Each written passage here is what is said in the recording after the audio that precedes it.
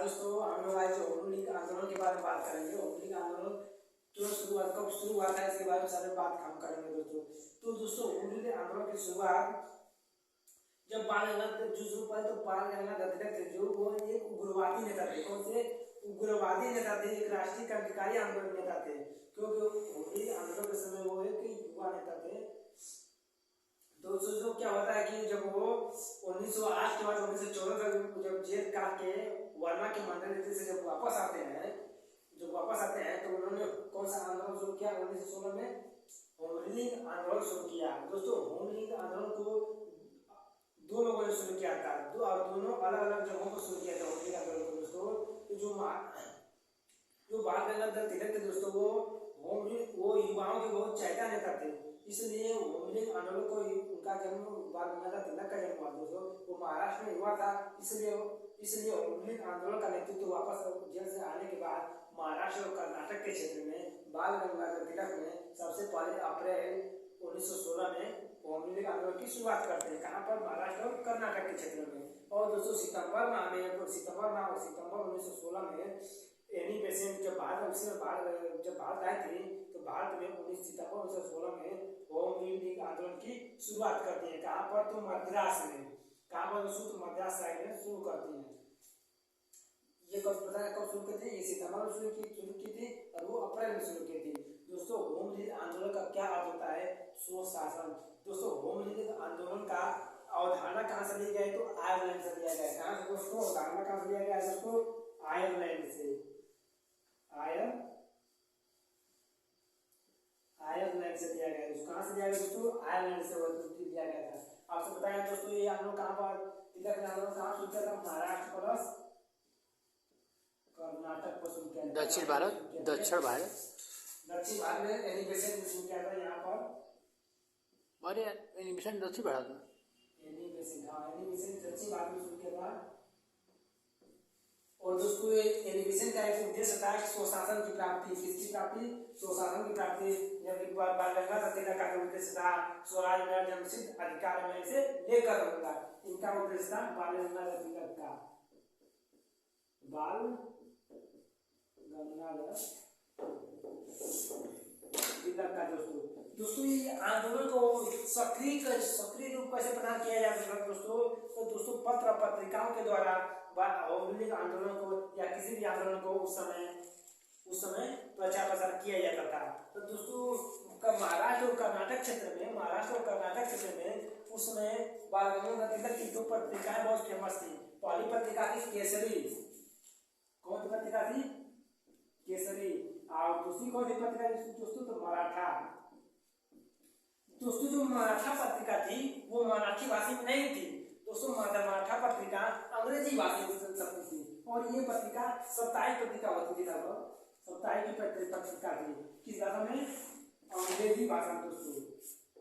अंग्रेजी भाषा में छपती थी। मराठी पत्रिका अंग्रेजी भाषा में छपती थी, जबकि केसरी पत्रिका मराठी भाषा में छपती थी। दोस्तों क्या हुआ कि इसी पत्रिका के द्वारा दोस्तों इन्होंने होम लीग आंदोलन का महाराष्ट्र कर्नाटक क्षेत्र में प्रचार प्रसार किया। फिर दोस्तों आंदोलन एनी विषय में जो मद्रास कहाँ ध्यान था दोस्तों, जो एनी बेसेंट थे उन्होंने मद्रास तमिलनाडु क्षेत्र में होम लीग आंदोलन स्टार्ट किया था। तो इनकी किस पत्रिका के द्वारा ये प्रचार प्रसार करती थी? तो इनकी पत्रिका थी न्यू इंडिया प्लस कॉमनवेल्थ। दोस्तों एनी बेसेंट भारत कब आई थी? तो 1893 में भारत आई थी। 1893 में भारत क्यों आई थी? क्योंकि 1842 में थियोसॉफिकल सोसाइटी की मुख्यालय था वो मद्रास में शिफ्ट हो गया था। इसीलिए मद्रास में थियोसॉफिकल सोसाइटी के वार्षिक सम्मेलन में भाग लेने के लिए एनी बेसेंट 1893 में भारत आए थे। तो थियोसॉफिकल सोसाइटी की स्थापना कहाँ हुई थी? थियोसॉफिकल सोसाइटी का स्थापना मद्रास में 1875 में हुई थी। और किसने किया था दोस्तों? किसने किया था दोस्तों? किसने किया था दोस्तों? यहाँ लिखे हुए HP ब्लावत्स्की और MS कर्नाड ने किया था थियोसॉफिकल सोसाइटी की स्थापना। लिखे हैं वार्षिक समय भारत में न्याय किया 1893 में।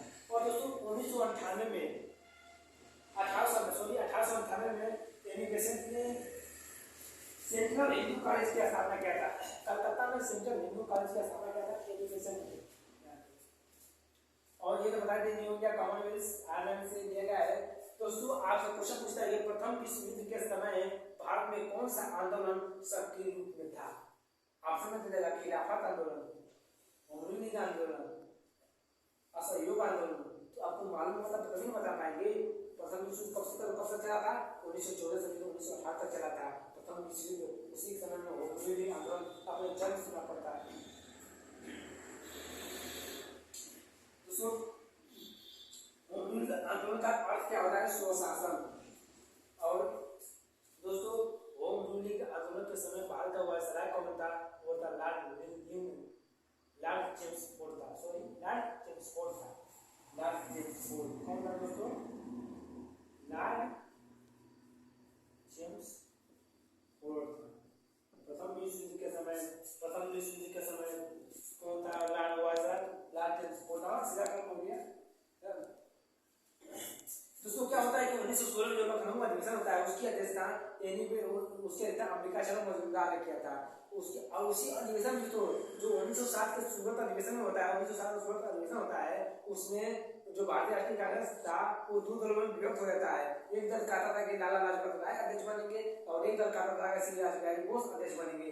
लेकिन क्या जो भारतीय राष्ट्रीय कांग्रेस में जो नरम दल के लोग थे वो चाहते थे कि राज बिहारी बोस अध्यक्ष बने और ये लाला लाजपत राय न बने। लाला लाजपत राय क्यों न बने? क्योंकि ये गुरुवादी नेता थे, ये गरम दल के नेता थे और युवाओं को चाहता थे अगर ये अध्यक्ष बन गए होते उसी तरह हम लोग का भारत आजाद हो जाता। और बाद में तिलक अध्यक्ष बन गए होते तो उस समय हम लोग भारत आजाद हो गया होता। लेकिन ये जो कांग्रेसी लोग थे, जो नरम दल के लोग थे, वो अंग्रेजों के साथ मिल करके बाल गंगाधर तिलक को अध्यक्ष नहीं बनने देते हैं। बाल गंगाधर तिलक को लाला लाजपत राय को अध्यक्ष नहीं बनने देते हैं, अध्यक्ष बनते हैं। इसी की वजह से जो भारतीय राष्ट्रीय कांग्रेस था वो दो दल में विभक्त हो जाता है। लेकिन 1916 में यही दोनों दल आकर के एक हो जाते हैं। 1916 के लखनऊ अधिवेशन में अंबिका शर्मा मजूमदार की अध्यक्षता में।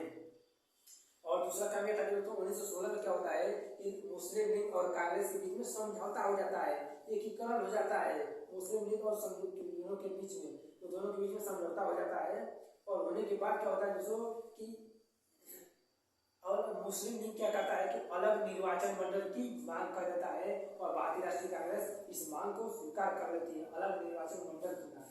सही है दोस्तों? और मुस्लिम लीग और कांग्रेस अलग निर्वाचन मंडल की मांग। और दोस्तों इसी निर्वाचन मंडल की मांग को जब कांग्रेस ने स्वीकार किया, इसी का दुर्दांत परिणाम था पाकिस्तान और भारत का बंटवारा। अगर ये बंटवारा दोस्तों बाल गंगाधर तिलक ने दोस्तों 1916 में मुस्लिम और कांग्रेस के बीच में समझौता होता है बाल गंगाधर तिलक के प्रयासों से। और हो गया दोस्तों, और कुछ तो बचा नहीं दोस्तों। Thank you.